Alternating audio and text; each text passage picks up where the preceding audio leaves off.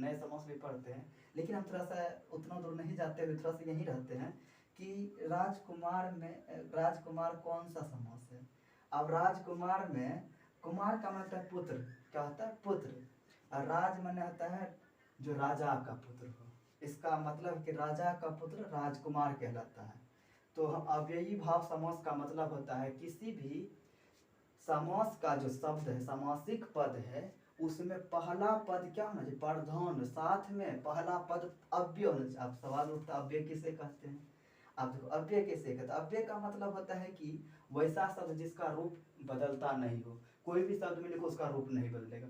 जैसे और हो गया एक अव्यय हो गया, धीरे एक अव्यय हो गया, आज एक अव्यय हो गया। इस तरह के शब्द है जिसका रूप में बदलता नहीं कहता आज आजो आजा, इस तरह नहीं करते। संस्कृत में भी सबका रूप नहीं बदलता है, लेकिन हिंदी में भी सबका रूप नहीं बदलता। अव्यय का मतलब किसी भी समासिक पद में पहले अव्यय पद होना चाहिए और पहला पद ही प्रधान होना चाहिए, उसे ही अव्यय कहते हैं। तत्पुरुष किसको कहते हैं, किसी भी शब्द के बाद वाला पद क्या हो, प्रधान हो, और बाद वाला पद प्रधान होने के साथ साथ अव्यय तत्पुरुष समास पता है 6 प्रकार के होते हैं। हम सब पढ़ते 6 या 5 प्रकार के पढ़ते हैं, जैसे कि द्वितीय तत्पुरुष, तृतीय तत्पुरुष, चतुर्थी तत्पुरुष और पंचमी तत्पुरुष और षष्ठी तत्पुरुष और सप्तमी तत्पुरुष पढ़ते हैं। ये 6 प्रकार के तत्पुरुष समास पढ़ते हैं। अब राजा का कुमार, राजकुमार राजा का पुत्र, कुमार माने पुत्र, राजा का पुत्र, राज माने राजा, कुमार माने पुत्र, यानी कि राजा का पुत्र राजकुमार, यानी कि राजा का पुत्र। इसका मतलब है कि सब कारक जोड़ता होगा, कर्ता ने कर्म को करण से संप्रदान को के लिए अपदान से अलग होना, संबंध का के की संबंध कारक जो है षष्ठी विभक्ति, ऐसे संस्कृत में लिखा हुआ है, ऐसे षष्ठी विभक्ति उसको बोलते हैं।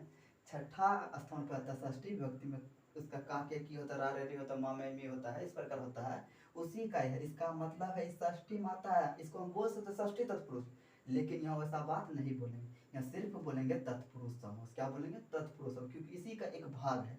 जैसे सबका एक भाग होता है, पेड़ का एक डाली का भाग, तो उसी प्रकार इसका एक भाग है। ऐसे 6 प्रकार के समास का भेद पड़े ना, तृतीय तृतीय चतुर्थी पंचमी षष्ठी ये और ये सप्तमी, ये 7 प्रकार का जो पढ़ते हैं, 6 प्रकार के जो पढ़ते हैं, उसी का एक भाग है षष्ठी तत्पुरुष समास। वही षष्ठी तत्पुरुष समास में तत्पुरुष ही समास होगा, इसका मतलब है राजकुमार में कौन सा समास है, तत्पुरुष समास। अगला देखते हैं, अगला है इसके बाद दाल रोटी कौन सा समास है। देखो यहाँ लगता है दाल रोटी, इसमें बोलते हैं ऐसे ही पता चलता है दाल रोटी जब बोल रहे हैं तो निश्चित रूप से दाल और रोटी बोले, इसका मतलब है, इसका मतलब दाल अलग रोटी अलग, दाल और रोटी इसमें दोनों पद प्रधान हो रहा है। दाल भी को ऊपर दिखाया गया और रोटी को भी, इसका मतलब है कि दोनों पद इसका प्रधान है। इसका मतलब आपके दोनों पद प्रधान, उसको कौन समास बोलेंगे, यहाँ लिखा द्वंद्व समास, द्विगु समास, दोनों नन।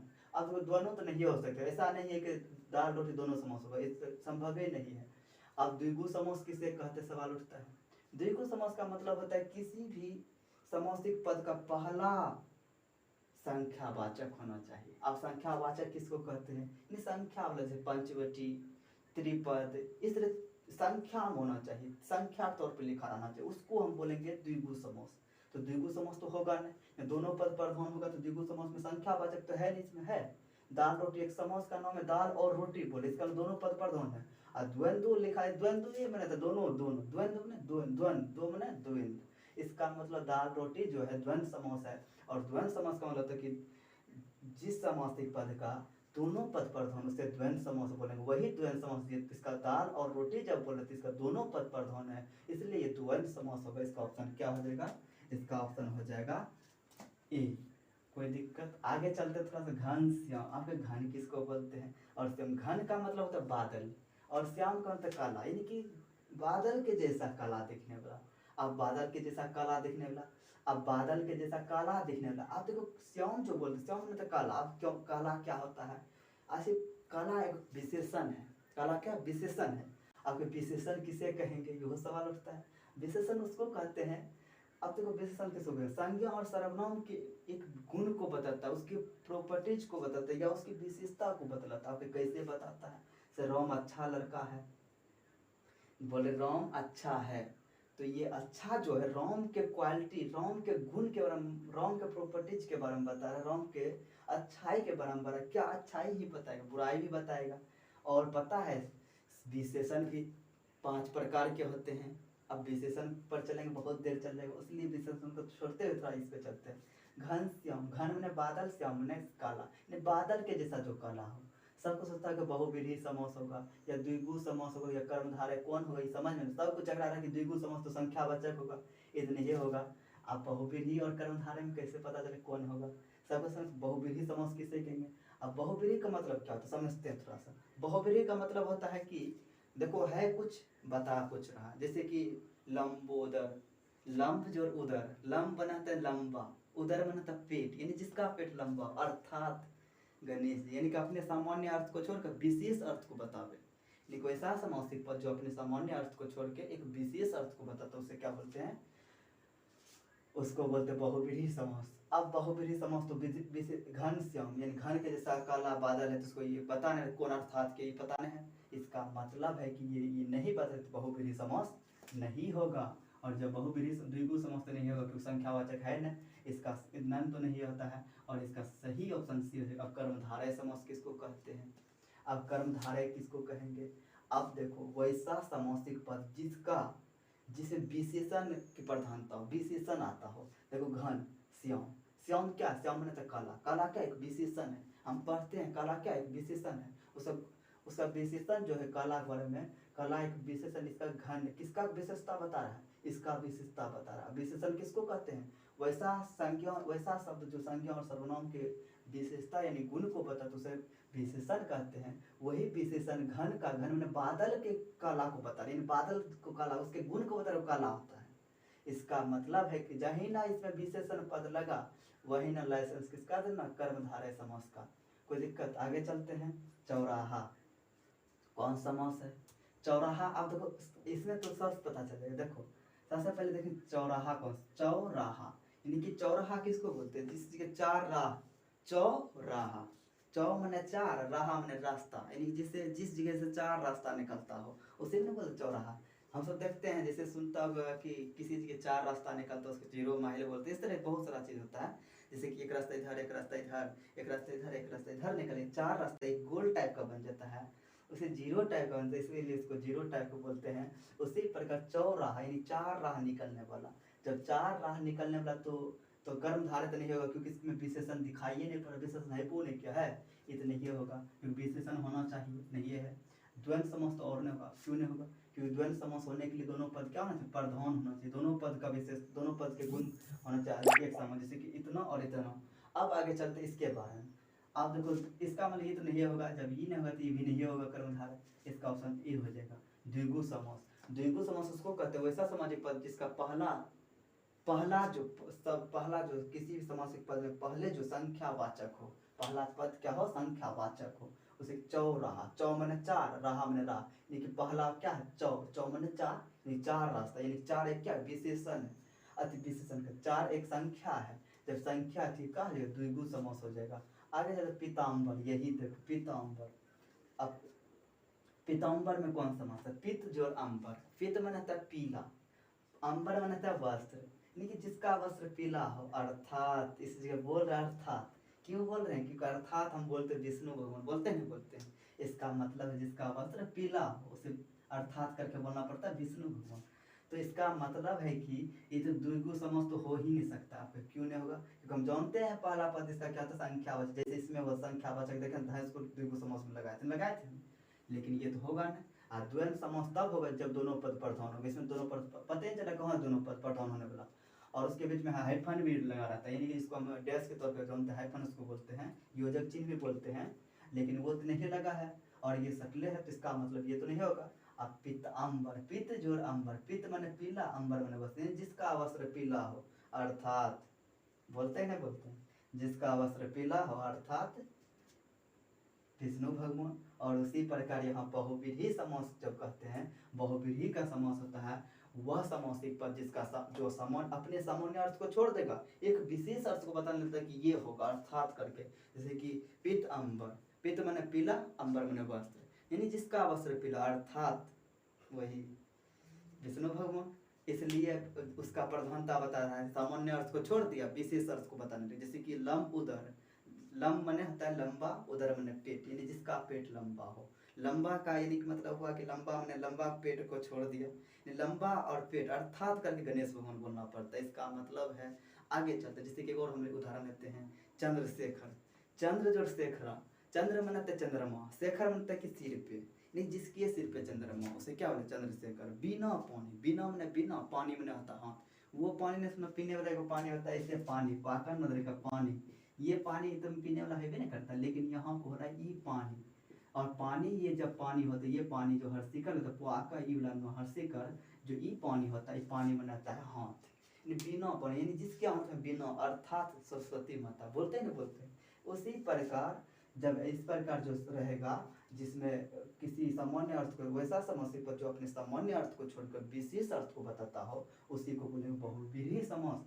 फिर सब देते समास का प्रकार के तौर पे। अब यही भाव समास किसको बोलेंगे, वैसा समास, जिसका पहला पद अव्यय हो अर्थात पहला पद प्रधान हो, उसे अव्ययी भाव समास बोलेंगे। जैसे यथाशक्ति या यथा क्या एक अव्यय है, अव्यय का मतलब वैसा शब्द जिसका रूप कभी ना बदले, उसे क्या बोलेंगे अव्यय बोलेंगे। और दूसरा है तत्पुरुष समास, तत्पुरुष समास वैसे समास को बोलेंगे जिसका पहला पद नहीं प्रधान हो के बल्कि अंतिम पद प्रधान हो, और अंतिम पद प्रधान हो उसे क्या बोलेंगे तत्पुरुष समास। और तीसरा आता है जैसे द्विगु समास हो गया, वैसा समासिक पद जिसका पहला पद संख्यावाचक हो उसे द्विगु समास बोलेंगे, और वैसा समास जिसका दोनों पद प्रधान हो उसे द्वंद्व समास बोलेंगे। और वैसा शब्द वैसा समासिक पद जिसका अपने सामान्य अर्थ को छोड़ करके विशेष अर्थ को बतावे उसे बहुव्रीहि समास बोलेंगे। और वैसा समास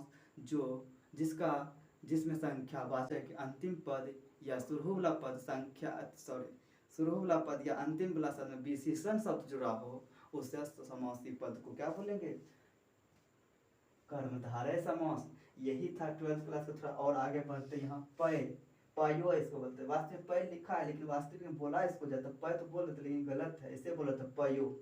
पयो का पर्यायवाची, पर्यायवाची शब्द किसको कहते हैं।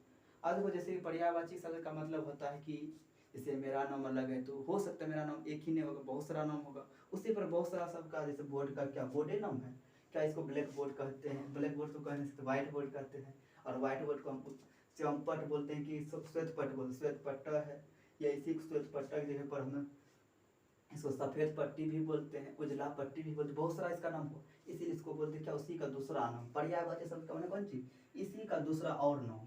जैसे पय, पयो मैंने सबको सत्ता के पीने वाला चीज, या पयो मैंने पाप, प से लिखा है पाप हो जाना चाहिए, लेकिन नहीं, लगता है पयो मैंने पाप होगा लेकिन ऐसा बात नहीं है। पयो मैंने नहीं पाप होगा, आपके सोना, अब सोना तो हम में कनक भी होता है, लेकिन यहाँ पयो मैंने सोना नहीं होगा, सोना तो भी नहीं करेगा सर पर। आपके दूध तो अब क्या नन बचा है तो हो सकता है इसी दोनों में से कुछ, ये तो नहीं होगा, इसको कोई ये नहीं होगा, ये भी नहीं होगा, इसका ऑप्शन सही हो जाएगा दूध। अब सवाल उठता है दूध को क्यों दुग्धम भी बोलते, दुग्ध भी बोलते हैं, लेकिन अभी यहाँ पयो मैंने भी दूध होता है, क्योंकि आपके कैसे हम समझ पयो मैंने दूध होता है, ये एक संस्कृत शब्द है, तत्सम है। आपके तत्सम किसको कहते हैं, आप सवाल और ये उठता है। ऐसे हिंदी पढ़ाएंगे तो उसमें शब्द के प्रकार जो होता है बहुत सारे 4 तरह के भाग में बांटा गया, उस समय भाग में बताएंगे शब्द क्या होता है। बहुत सारा चीज़ है जो कि हम अभी बता नहीं रहे हैं, क्योंकि पहली बार है, 12th क्लास का है, 12वीं क्लास का है, साइंस जो लिया है या कॉमर्स लिया उसके लिए है, यानी कि मेरे लिए भी है।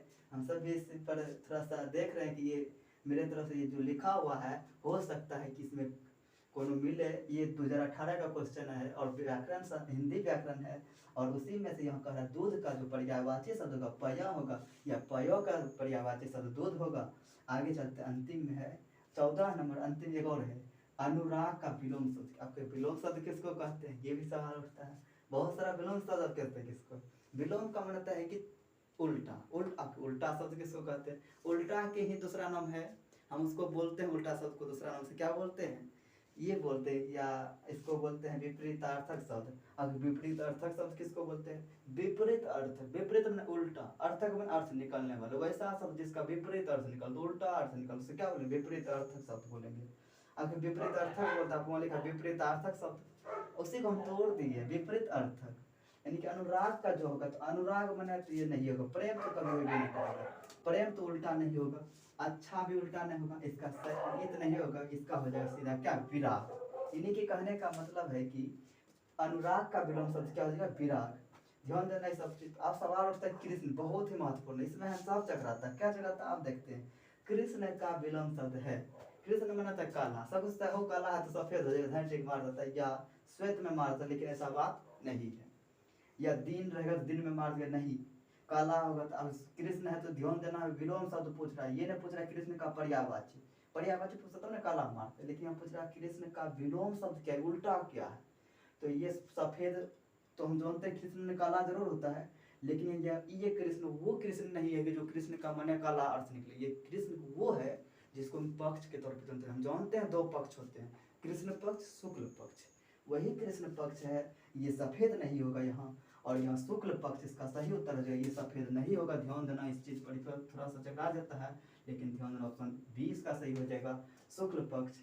और आगे बताएंगे इसके बाद क्या आगे है क्या क्या चीज। आज के लिए इतने टा, अगले दिन बताएंगे।